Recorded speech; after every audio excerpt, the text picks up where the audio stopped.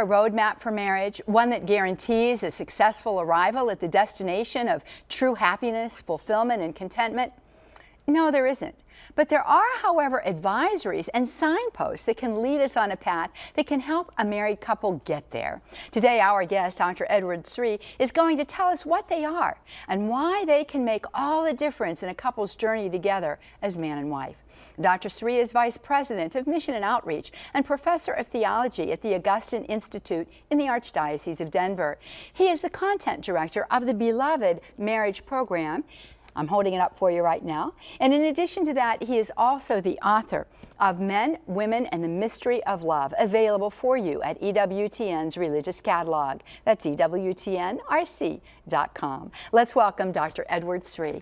Dr. Sri, welcome to Women of Grace today. I'm so happy you're here for this live broadcast. Oh, I'm glad to be back again, Johnette. Thank you for having me. Oh, you're so very welcome. You know, it is true, isn't it, that marriage is under attack. I mean, you know, even to consider the fact that we are talking about whether or not marriage is going to make it as an institution is almost mind-boggling to consider. We wouldn't have thought of this 20 years ago, but here we are at this unique moment in the history of man, talking about one of the oldest institutions, the oldest institution that God has given to us, the cell of society, really, and wondering if it's going to make it.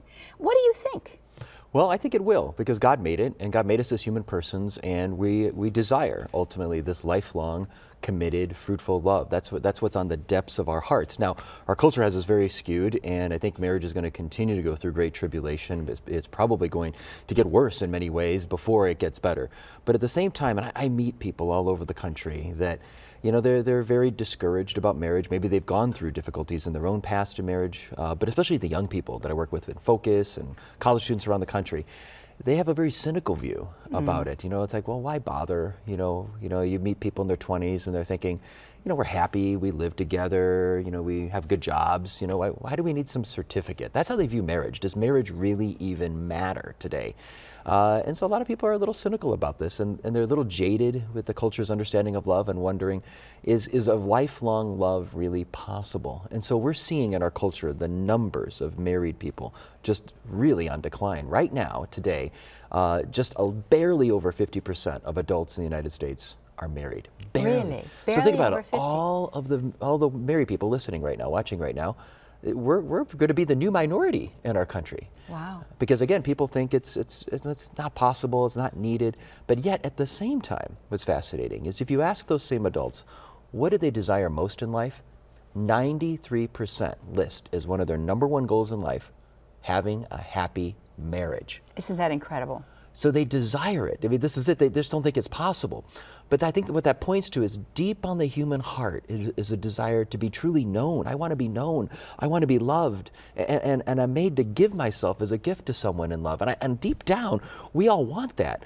The sad thing is that our culture has just completely skewed the view of love and marriage such that the younger generation doesn't think it's possible. This is why Pope Benedict and Pope Francis are encouraging us, telling us this is the crucial time to preach the gospel of marriage, because marriage is good news. The true understanding of marriage corresponds to your heart's deepest desires. Yeah, and I want to take this opportunity to share with our viewers and our listeners today about the marvelous materials that you have available for us. And, you know, Augustine Institute has been in the process of developing many, many wonderful programs. For example, their RCIA program, Symbolon, is being used in over 4,000 parishes throughout the United States as the go-to resource for the Rite of Christian Initiation for adults, RCIA. But in addition to that, it's being used in spiritual formation programs. It's being used in small group settings. It's being used as a study. It has many applications. And now they've come out with something that's really, really terrific. And this is Beloved. It's finding happiness in marriage, and it's really for marriage preparation and for those that are married too as well, Ted, am I correct? Exactly. Yeah, exactly. Yeah. And so this is available for you. We want to put this up so that you can see it. In addition to that, Men, Women, and the Mystery of Love, a great book. This is the expanded edition. You've got some new chapters in here. So if you've purchased this in the past, you're going to want to get the updated version because it talks to those who are single and those who are engaged, which is something new to this book. Plus, you've peppered this with lots of great stories. So this is, we really want to look at this as a new offering. And It's available for you at EWTNRC.com. The info's up on the screen. If you prefer to use a phone number, you can. It's right there for you as well. But, you know, so what we need to do is to really trumpet the good news that marriage is going to survive this time, right? So let's not base the future on what we see now, but it's going to take us working in this direction. And you talk about the fact that, you know, these young people, they're cynical towards marriage. I'm sure many of them have come from broken homes. Unfortunately, I'm sure many of them have been in and out of relationships that haven't yielded any fruit, because we need the big C word, and the C word is what we run away from. The big C word, commitment. We need a commitment, and marriage gives us that. I want to talk about authentic love, because you said that the culture of the day gives us skewed, you know, perceptions of what love really is. What is love and what is it not? Yeah, in our culture today, we use the word love in so many different ways, right? We could say, hey, I love my coffee, you know, Yes. or I love my sports team, or I love this pizza, I love ice cream, you know. And then if I turn to my wife Beth and say, and I love you too, what does that really mean? Yeah, like, I love you as much as I love my coffee. You know, Whoa. you know, if I take a sip of coffee, you know, and I finish my coffee, okay, I loved it, but the love affair is over, it's done, you know, and I set it back down and we're over. You know, I consume the pizza and then it's done.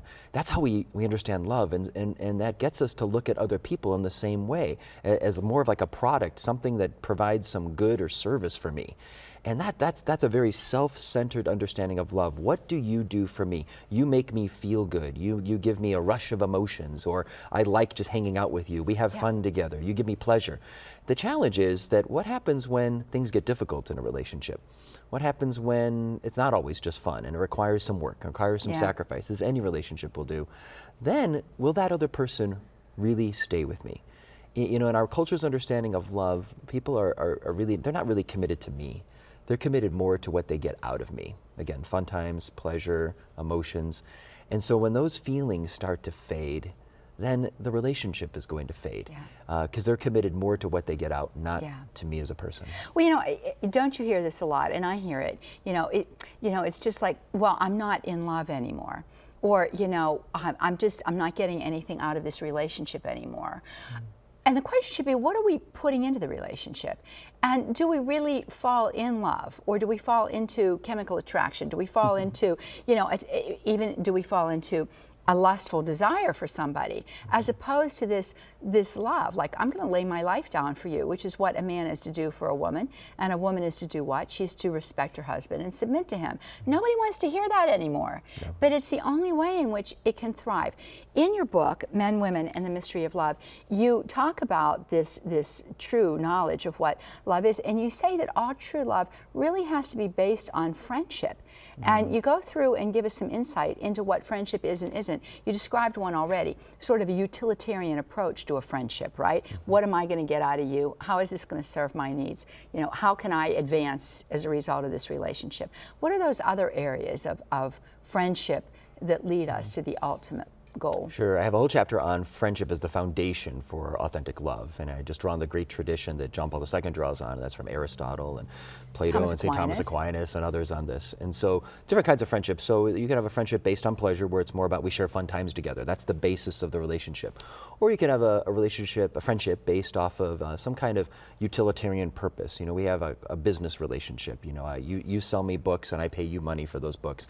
I get the books I like from you at a good price, and you get the money to run your business. And you know, we have friendships like this all the time. They're not bad, they're not evil or sinful. It's just it's not the fullest form of friendship, because what happens if you no longer sell books and you start selling flowers? Well, I'm not interested in flowers, so we're not going to be doing business. We're probably not going to be hanging out as much if the business was the primary basis of our relationship.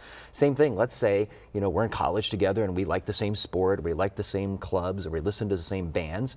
And that's what brings us together, because we have a lot of fun time doing that. But let's say you no longer play the same sport I do, or you don't listen to the same music. You like country now or something, and we're not going to hang out as much anymore. And so those relationships tend to come and go very easily.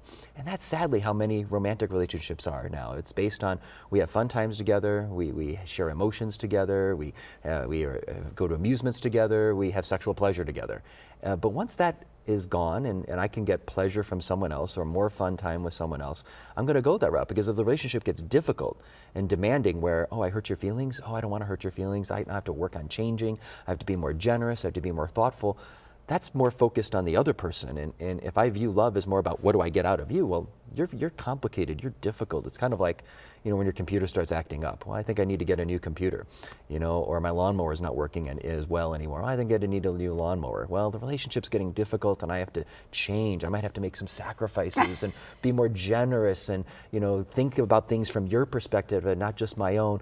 Oh, I don't want to do that. I'll just go get a new spouse or get a new boyfriend, get a new girlfriend. And that's sadly where the culture is. Mm-hmm. But real love, in the fullest form of friendship, is what Aristotle calls the virtuous friendship. John Paul II writes about this. That's a friendship that's based not so much on what I get out of the other person. It's more about a commitment to the other person. Aquinas defines love as to will the good of another. Yes. I seek what's best for the other person. That's what real love is. I'm committed to you for who you are, and I want to seek what's best for you, not my own self-interest.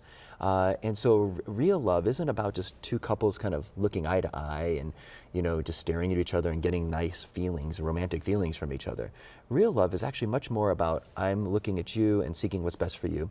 And even more than that, you and I are more shoulder to shoulder, and we're looking outward to serve others, particularly in marriage, to serve the children that God may bless you with. And it's an outward-looking love, not an inward-looking, engaging, how many feelings do I have? Yeah.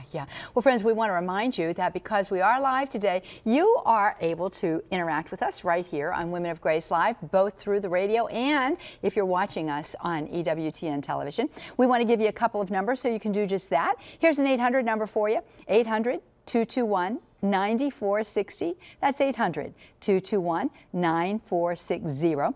If you would prefer to use this number, and if you're out of the country, this is the number to use. Country code 1-205-271-2980. That is country code 1-205-271-2980. Now, I want to remind you, if you are listening to us via radio, while these numbers are a little different than the ones that you use for Women of Grace Live Radio. So I'm going to give them to you again. 800-221-9460 or country code 1-205-271-2980. Our guest is Dr. Edward Sri. We are talking about a very important topic today. We're talking about marriage, and we are featuring his book, Men, Women, and the Mystery of Love, available for you at EWTNRC.com. We're going to be right back, so I invite you to stay with us.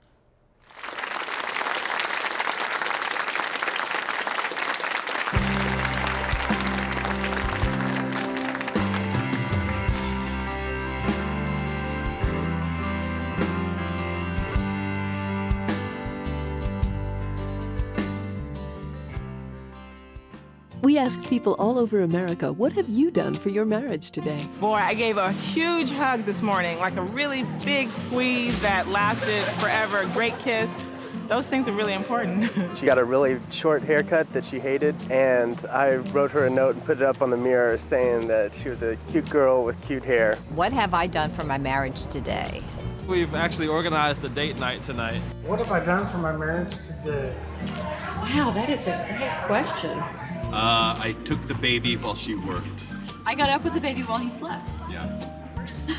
Today, I sent an email to my husband, and I said, "You rock." Well, I've done today what I usually do, and that is obey. I listened to my wife when we talked on the telephone today. She really likes it when I listen.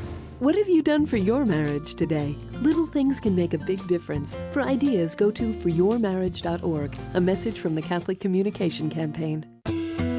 How does someone go from working as a manager for Planned Parenthood to being a committed pro-life advocate and speaker? Next time, Ramona Trevino shares what led her back to the Catholic faith. Plus, we'll answer your calls, emails, and tweets. Next time on At Home with Jim and Joy on EWTN. At Home with Jim and Joy is seen around the world on EWTN television. For dates and times in your area, go to EWTN.com. This is Archbishop Charles J. Chaput, the Archbishop of Philadelphia, Pennsylvania, and you're listening to the EWTN Global Catholic Radio Network.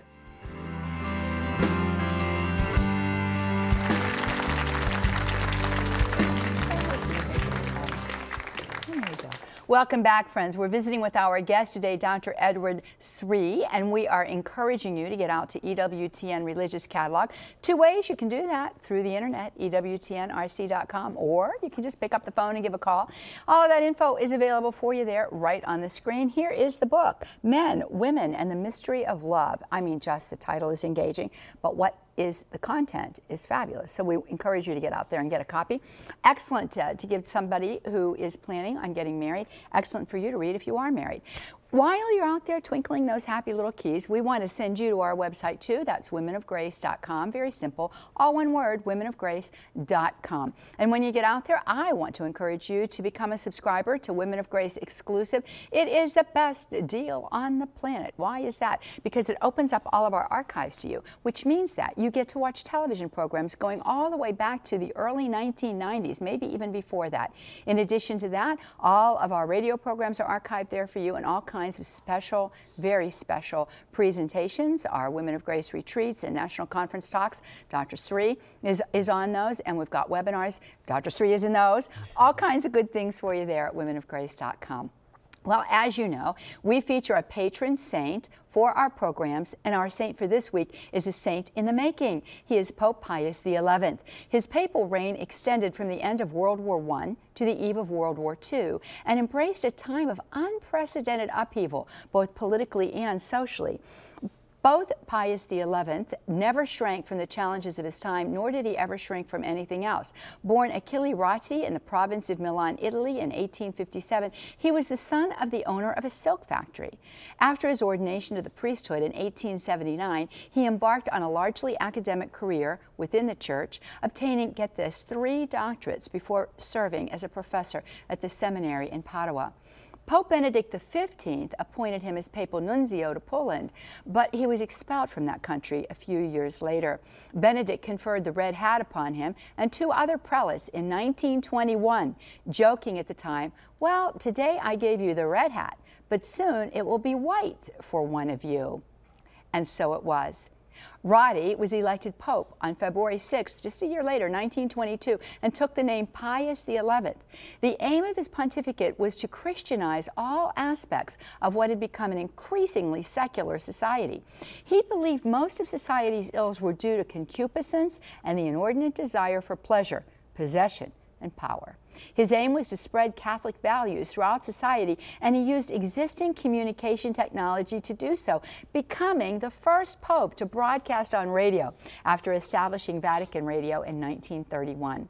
One of his best-known writings was Casti Connubii on Christian marriage, in which he declares marriage to be a divine institution uniquely suited to raising children. The encyclical stresses the indissolubility and stability of marriage and forbids the use of birth control or any method that deliberately frustrates the procreative aspect of marital relations.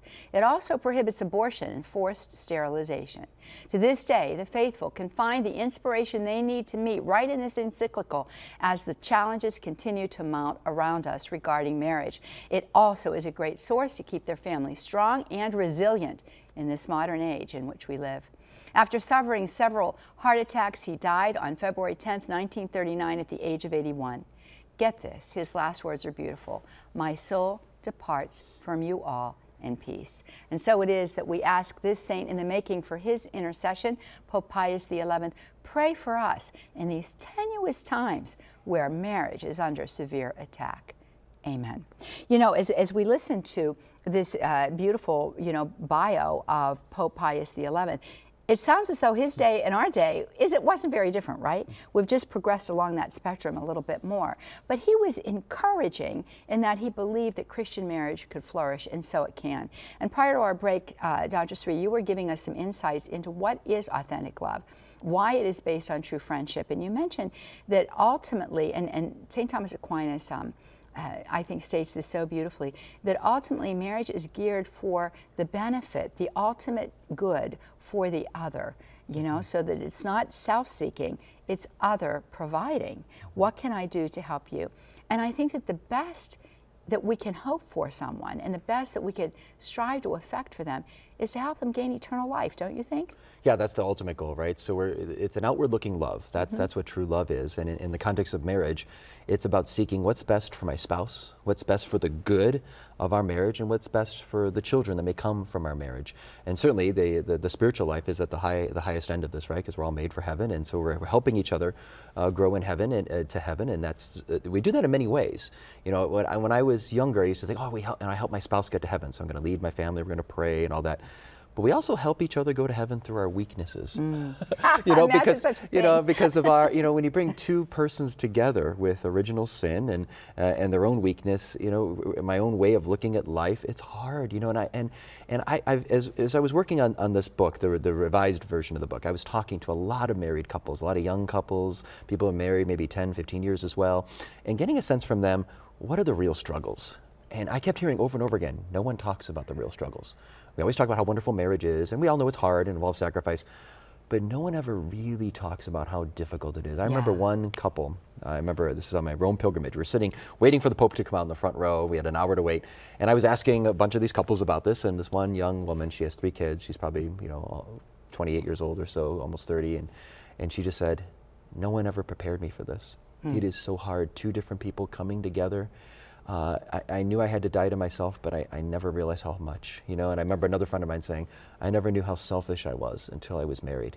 It's easy to fall in love and you just want to be with this person and all, but growing in love is a lot harder.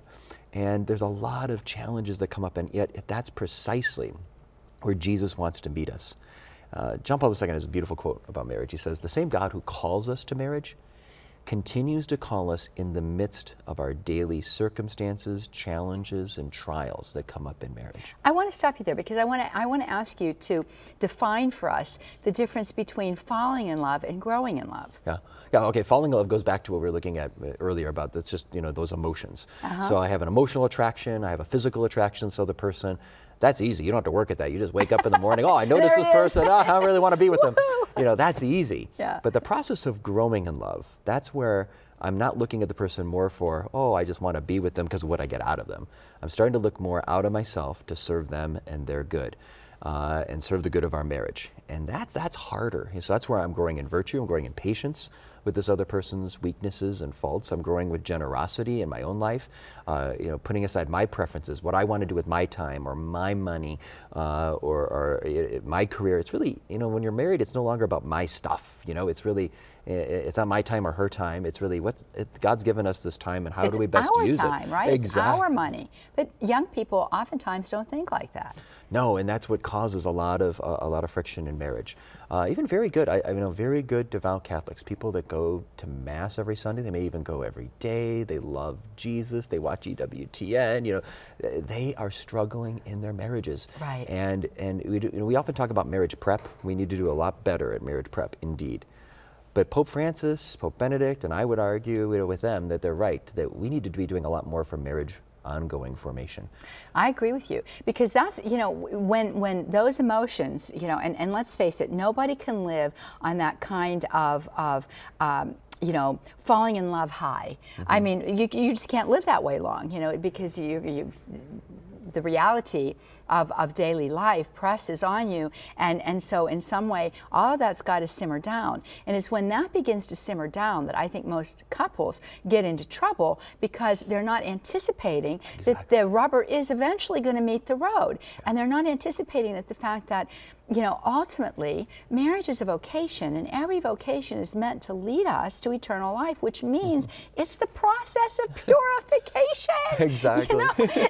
And so the fact of the matter is they dump out, or they'll put up with it for a little while. But sometimes, and I experienced this in my marriage, and I go on record saying sometimes my husband, Anthony, and I, we had seasons, and they could be more than a year long, sometimes 2 years, where we were really struggling together to work things out, where this dying to self process was really taking place. But that's the only thing that produces that sweet and beautiful wine of married love, which is so delectable. I mean, you couldn't pay enough money to get it, right? Yeah, I think about as many young people today, even devout Catholics, they can think, we're going to have the perfect marriage because we're going to be Catholic, and Jesus is going to be in the middle of our marriage. We're going to hold hands at the Our Father. It's going to be really, really special and all, and then we'll sit by a fire at night. You know, Oh, we'll yes. sip some red wine, hold Yes, hands, and it's gonna be so maybe lovely. whisper theology of the body quotes to each other. You know, that they have this idealistic, romanticized vision of love, but real love. I mean, my life, you know, I've got many kids, and my life is this. I come home from work, my wife's, you know, cooking in the kitchen. We've got kids trying to set the table, trying to get everyone to sit down. All right, we got the food. Okay, get the food out there. You know, okay, now everyone eat. Now someone just spilled their drink, and now this person has a poopy diaper. Got to go change that. And now we're going to clean up, get your chores done, brush your teeth, get to bed. And I look at Beth. I go, "Are you okay, honey?" She goes, "Yeah, are you okay? Yep. Okay, good night." That's real love. That's the messy reality, right? Yeah. You know, and it's not so messy because something wonderful is taking place in there. Although couples do need to have time for each other. Of course. And yeah. these are some of the pointers that we're going to be giving out as we continue our time together. But you know what I want to do? I want to remind you right now that this is a live broadcast and we're eager to hear from you. We are. So let me give you some numbers that you can use here in the United States of America or in Canada, in North America. 800-221-9460. That's 800-221-9460. Radio listeners, it's different from the number that we give you on Women of Grace Live Radio. So here it is again, 800-221-9460. If you are outside of North America, or if you just want to use this number, you can. It is country code 1-205-271-2980. Here it comes again, country code 1-205-271-2980. We're looking forward to your questions about marriage today. And this is the reality. Now, one of the things that we hear, and so many pop books are out there on this topic, Dr. Sri, you know, it has to do with communication. Communication is extremely important, right? But sometimes it's in snips and drips. You know, it's not necessarily in a long sit down, especially when you're raising children.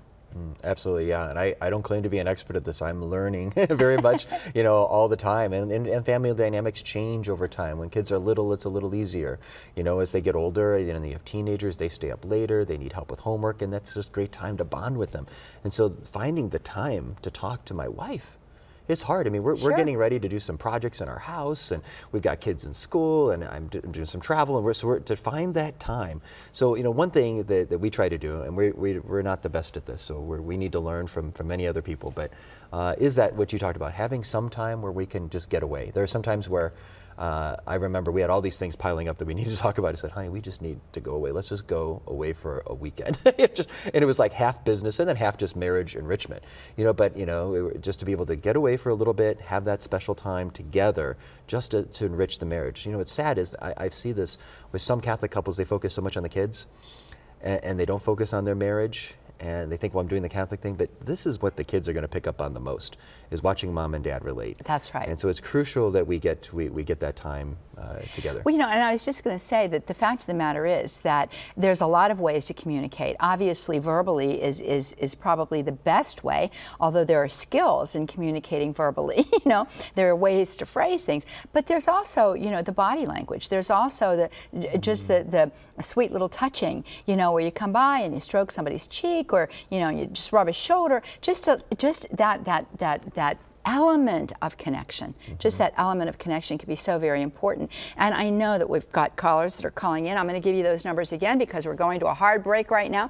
Let me give you those numbers if you are in the North America area. 800-221-9460 is the number to use. That's 800-221-9460. We encourage you to pick up the phone and to give us a call right here. Our guest is who? Our guest is Dr. Edward Sri. He is the author of many books, a whole bunch of them, but this one is the one we're talking about today, and what an important topic it is. Men, Women, and the Mystery of Love. It's Men, Women, and the Mystery of Love. It's available for you at EWTN Religious Catalog. You can get out there and order it right now. They're waiting for you out there. We encourage you to go to EWTNRC.com. We're going to be right back, and I'm inviting you to stay with us. It's the start of a new day for Morning Catholic Radio. I've been having this ongoing battle with a priest friend of mine who likes to barbecue and forbids women to come into the barbecue area. Oh. He always says, look, women have to cook every day, but men, when we cook, we are real chefs and gourmands. And I was like, what? Well, let me tell you, I bet I know who that priest is. Morning Glory, Catholic from the start. Weekday mornings, 7 Eastern on the EWTN Global Catholic Radio Network. The Christian life on earth is a warfare. As baptized Christians, we are called to be soldiers of Christ, warriors in the kingdom family of God. I'm Thomas K. Sullivan, author of the book Called to Knighthood and designer of the Warrior's Rosary. St. Padre Pio said, "The rosary is the weapon for these times." Manufactured by premier Italian rosary maker Gorelli in Italy, this one-of-a-kind designed Warrior's Rosary brings together the elements of military combat and spiritual warfare. Each piece is custom designed to embody the reality of a spiritual warrior in the kingdom of God that every baptized Christian is called to be. This rosary features a warrior saint from different parts of the world on each of its Our Father medals. Let us ask in faith for the strength, the grace, the wisdom to engage in this warfare with the rosary. Get yours today at EWTNRC.com.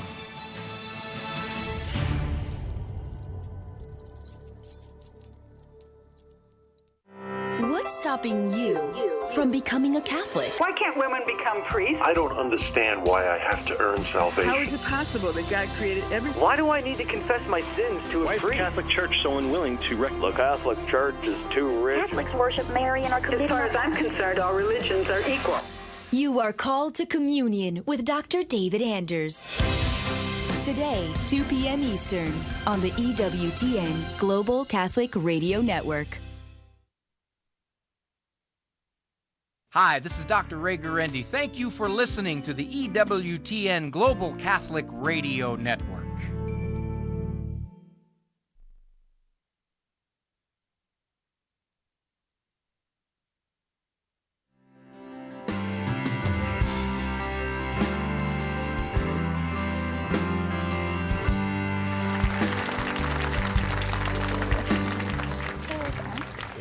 Welcome back, friends. We're visiting with our guest today, Dr. Edward Sri. I am sending you out to EWTN Religious Catalog. You can get there a couple of different ways. You can do it via the internet, EWTNRC.com, or you can also pick up the phone and give a call. We've got the info there for you. Here is the book that we're recommending you get, Men, Women, and the Mystery of Love.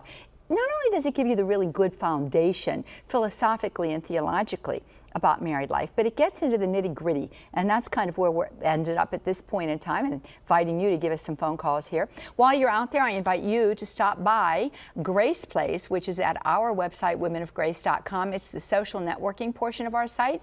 We invite you to get out there and see what's going on at Grace Place. It's a beautiful opportunity to form a bond of sacred sisterhood. It is a safe place to land on the internet so that you can enjoy the realities of what it means to experience the abundant life of Jesus Christ and to share it with others. Our patron saint is Pope Pius XI, and we continue to ask for his intercession. We have some calls. Dr. Sri, do you want to go to them? Let's do it. Okay, here we go. We have Melissa calling us from New York today. Good morning, Melissa. Good morning, Johnette. How are you? I'm just dandy. Thank you for asking. How are you doing? Good. Thank you so much for this show today. I'm from Family Life Ministries at our church, and I also teach faith formation middle schoolers.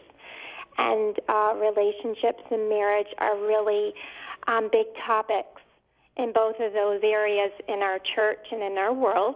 Sure. And I had a quick question about women submitting to their men. My quick question was the vocabulary, the meaning of that, and how we can clarify that, because sometimes that can be misconstrued by people listening. And in terms of, I'll give you an example on how we may not want to be submissive. Say your husband is saying, we're going to the baseball field on Sunday, and we're not going to church. And we don't want to submit to something like that. So how do we explain submission in terms of respect and mutual respect for each other? Well, I think that's an excellent question. I'm going to pass it to Dr. Sri, but before I do, I'm going to say this, Melissa, that we never submit to something that's immoral or illegal. Right? So, I mean, that is the baseline, and we have a discussion about that reality in the midst of the statement that's being made. And so there's ways in which we can approach conversations like that, and obviously we're called to use our feminine genius in doing that. And I have always found it to be best to ask questions like, well, honey, if we follow through on what you're saying, then you're encouraging me to commit a mortal sin because I'm not going to go to Mass on Sunday. Do you want for me to be in a state of mortal sin? I don't think that that's what you're suggesting. So how can we work through this? You know, I mean, I think that that's an approach that's good, rather than saying, well, I'm not going to, you know, because then if we rise up in a way that isn't showing our husband that we deeply respect him, then it's going to have tremendous fallout against us. Now, if somebody is abusive and we're facing either verbal abuse or psychological abuse, spiritual abuse even, physical abuse, then we've got to draw back. That's a whole nother matter. But in terms of explaining what submission really means in terms of this passage that's found in Ephesians chapter 5, I'm going to turn it over to the scriptural scholar here, to Dr. Sri. Well, first of all, the context in Ephesians 5:21 is be subject to one another out of reverence for Christ. So it's really a mutual dying to oneself to serve the good of each other and the marriage and the family out of reverence for Christ. So to your point, it's about what is a part of Christ's plan for our lives and for our marriage and family life. But I remember back in the day, I used to lead some Bible studies with some of the college students many, many years ago. And I had a guys' Bible study, so a group of young men. And I would turn to this passage here about the husband is the head of the wife, as Christ is head of the church, and the guys would be, oh yeah, you know. But they go, but read on, brothers, read on, because it says in verse 25 of chapter 5 of Ephesians, husbands, love your wives as Christ loved the church and gave himself up for her. So we have to see this idea of headship in a marriage is not about a boss or a dictator or it's some general in the army giving commands. It's really about, the model is Jesus Christ, who is laying down his life for his spouse. So headship might be more like this. Okay, there's a crisis going on in the family life, and I realize, you know what, I need to make the sacrifice. Honey, I don't want you to have to worry about this. I'm going to take care of this. For your good and for the good of our family. Ultimately, it might mean, I'm gonna just make a huge sacrifice. If I have to go rescue one of my kids, you don't go do it, honey. I'm gonna go do it because I'm the man. I'm the head of the home.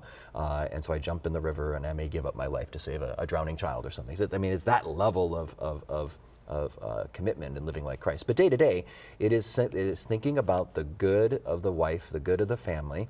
And there may be certain points where it's not clear what should happen, and the man has to step forward and say, I'm the one that needs to lead and sacrifice. Well, to Melissa's point, Dr. Sri, then, if the husband is suggesting something that isn't for the ultimate good, and that in both a temporal sense and in an eternal sense, then the woman is not bound to follow through, right? No, not at all. Yeah, because it's all ordered toward God's plan here, right? In imitation of Christ, right? And Melissa, I hope this helps you. But the idea is you kind of want to bring your husband along in this area. So when I'm saying using the feminine genius there, I'm talking about how do we phrase this in such a way that leaves that dialogue open, where we can begin to be that North Star that points him in the way in which he should go. That last sentence, and it's one of my favorites. It's the last verse in Ephesians 5, verse 33.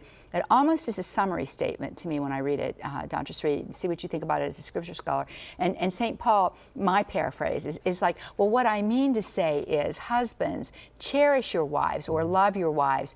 Wives, respect your husbands. And I think that there's a world of teaching in that, because women want to be cherished. We want to be loved, and we want to experience that. We want to be sheltered in the arms of our man. I mean, that's what women really want. Men, they don't want to be sheltered in the arms of their woman, most typically. Occasionally, maybe so. But for the most part, what drives the engine? What fuels the male engine? Well, what fuels the male engine is respect. They want to be respected. So if we get that right, we begin to get everything right. And that's why I say you want to phrase things in a way that still shows him respect and shows him that you are a person to be cherished, all of you, including your soul. Does that help you, Melissa? Excellent statement. Okay, sweetie. Well, God bless you, and take that back to your ladies, because this is a toughie. That's not a passage that's misogynist in any way. God bless you now. Let's go to Mary. She's calling us from California today. Hey, Mary, how are you, honey? Hi, good afternoon. I'm just fine, thank you. Hey, thank you so much for taking my call, and I think this topic is awesome.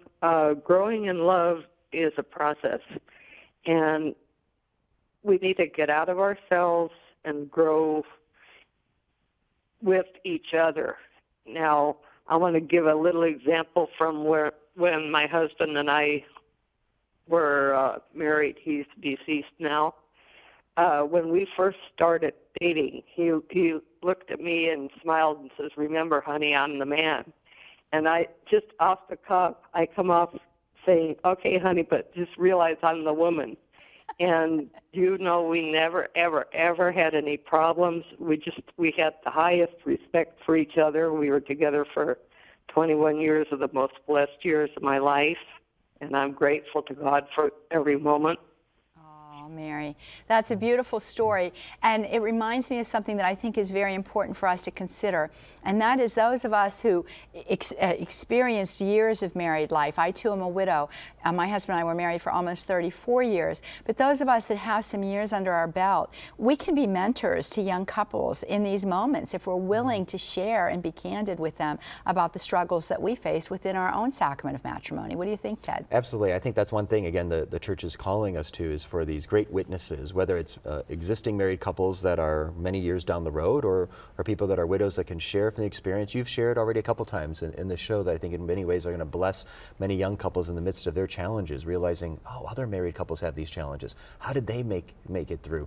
Today, most people don't talk about those things. We're very private, and we think, my marriage is the only one that's having all these problems. Everyone else looks like they're having these wonderful marriages, but no, everyone is actually struggling, and we can learn a lot from the older generation. Yes, we certainly can. And I want to recommend, ladies, that you consider taking our Women of Grace foundational study, because within this sacred sisterhood that is formed by the women, it's a bond, really. It's a bond of the heart. It's a bond of true friendship that takes place in that study group. Women do share their experiences together, and it helps them to make it through the travail that we're all going to face at any given point in time in our lives. And I know that so many women have grown from the testimonies of each other in that sharing process. So we're going to go to a break, and I want to send you back out to EWTN Religious Catalog. Either way to get there, internet, EWTNRC.com, or the number that's on the screen for you there, to order a copy of Dr. Edward Sri's book, Men, Women, and the Mystery of Love, but also to consider purchasing the Women of Grace Foundational Study. The Facilitator Kit is available for you there, as well as the participant books. I'm holding up the participant books right now. Full of Grace, Women in the Abundant Life is the title of this course. It's a great one, and we grow in the faith, we grow in the knowledge of what it means to be a daughter of the Most High God, and we also grow in this capacity to be true friends to each other and to be with each other through the thick and thin that happens in everyday life. We're going to be right back. Stay with us.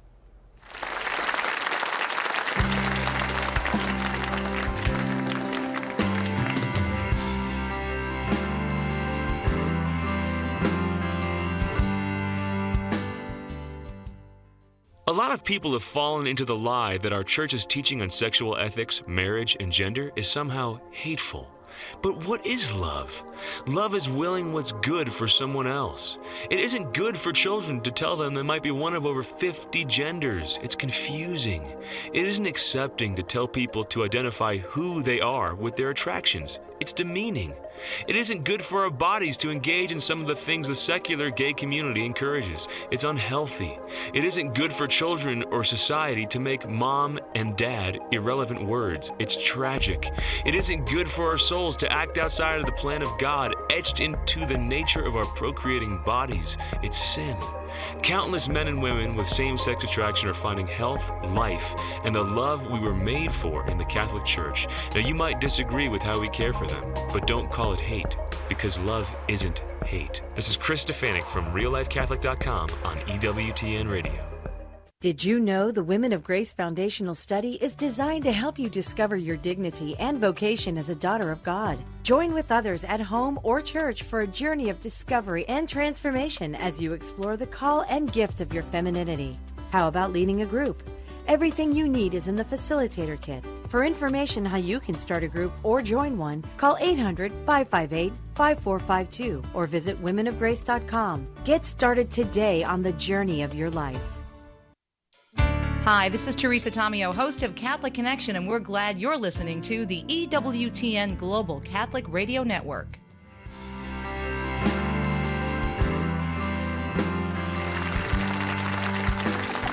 It's so much fun. I love it. I can bring it up here.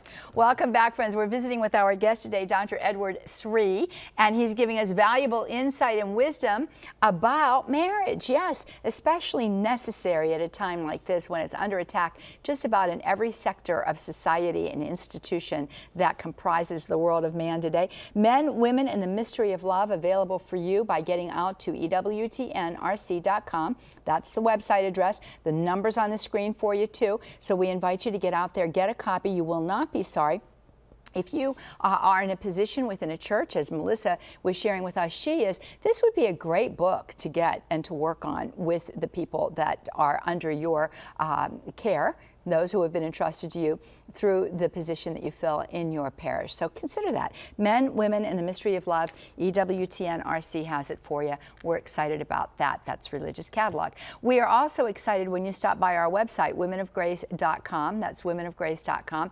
I spoke with you earlier in the day about the exclusive opportunity that's there for you under Women of Grace Exclusive. It's a subscribership program inviting you to go out there and check it out. You're going to be happy about it, I can tell you.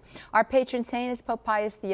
We continue to ask for his intercession as we make our way through the program today, but for every day of our lives. And so we ask him to help us in our married life through his prayerful intercession. We have Margaret on the line calling us from Illinois. Let's listen to see what Margaret has to say. Hey, Margaret, how are you, honey? Well, hi, good morning, and I'm enjoying this so much. I think marriage is beautiful, and that's kind of my point. I'm divorced, and yet my heart just stirs when I hear these beautiful talks on marriage. And what I wanted to ask Dr. Sri was, and I just want to kind of preempt this with, after being married, and I would actually be married over 50 years now, I gave into contraception, artificial contraception, early in our marriage. Broke my heart. I didn't want to, but I thought it would save our marriage. And I won't go into the details, but please, it's a lie. It does not save a marriage. If anything, it does harm. But my question to you, Dr. Sri, is, my husband has gone out of the house now for about 15, 16 years. It was a bad situation where we couldn't resolve it. It was a bad abuse. And but I just love marriage. I wear my wedding rings, and the first 5 years were so hard. But between the rosary, EWTN, and confession, I can't tell you what God has done for me now. I'm working for the church and RCIA, and I'm telling other people how beautiful marriage is and the true purpose of it. But my question is, am I living in an naive, I don't know if that's the word, is this agape love, just to say I'm married and I'm praying for my husband and wear my wedding rings, be faithful? I mean, he got married once after that and got divorced, and now he's with someone in a different state. And I don't want to take too much time, but you know, most people look at me maybe as if I'm crazy. Should I file for an annulment? But in my heart, I just feel people need to see you're committed to marriage, even though you're not getting anything out of it. Well, Margaret, that's an excellent question to ask, you know, and I think you still feel married in your heart because in the eyes of God you are. But how do we respond to Margaret? Yeah, that's the question. It sounds, that's what I'm hearing from you, Margaret, that you don't have any desire to seek an annulment. There's nothing in you that looks back in your life and thinks this wasn't really a marriage. You kind of sense that, no, I knew what I was getting into. I think this was a real marriage, and so you really are married in the eyes of God. It doesn't matter what in the eyes of your husband. It doesn't matter in the eyes of the state.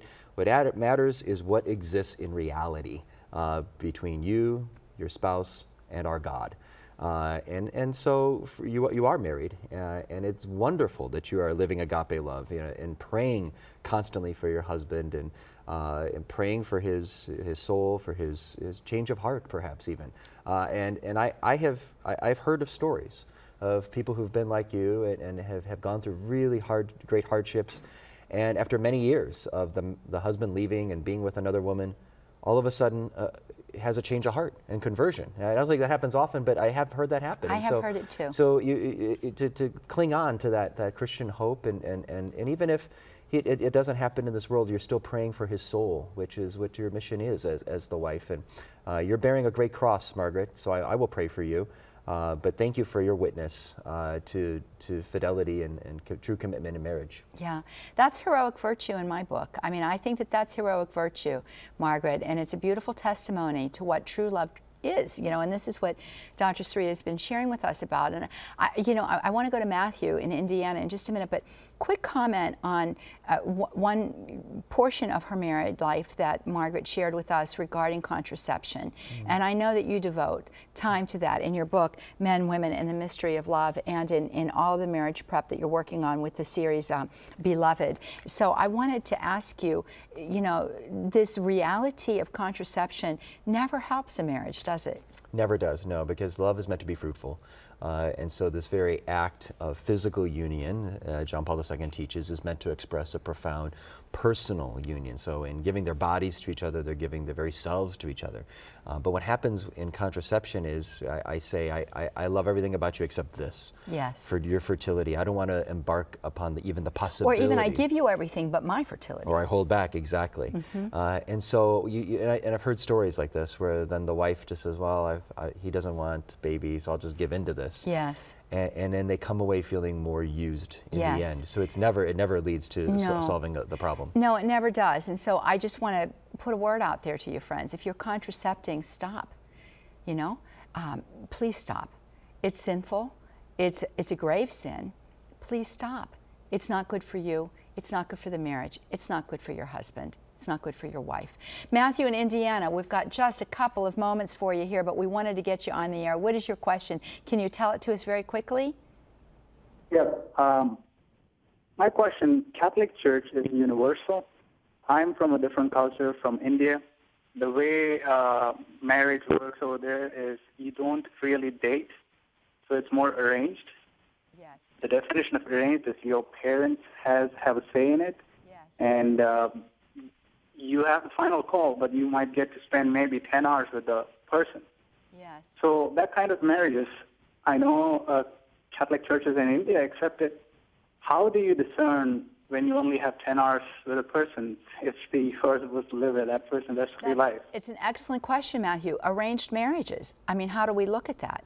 It's interesting. I have some good friends actually from India. They live in the United States, and they found their spouses from their parents arranging it. Now, like I said, they got to know the person, and I think there's different degrees of an arranged marriage. I think they were so excited to meet this person that their parents arranged for them, and they had time together a little bit, and then they said, yes, we want to do this. And I think that's a valid marriage right there if there's true consent. If you go to the other end of it of the spectrum where there is a lot of pressure and you've got to do this, and if you don't do this, it's going to shame the family or you're going to be ostracized, then the degree of freedom, which is really in the end what love is about, it's like I freely choose to commit my will to this other person.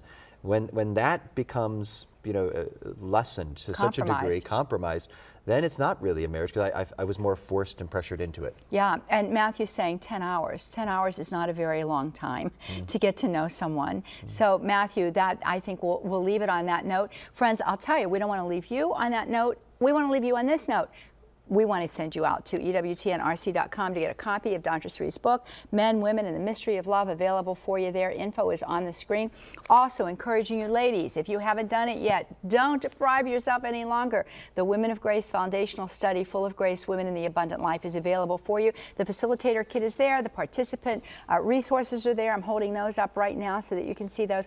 A beautiful way for you to experience the abundant life of our Lord Jesus Christ and to see who you truly are in the eyes of God. We've also got the new edition for young women. It is an adaptation of the women's, right available for you, Young Women of Grace. Embrace your femininity. Well, until we are together again, may God richly bless you. Bye-bye now.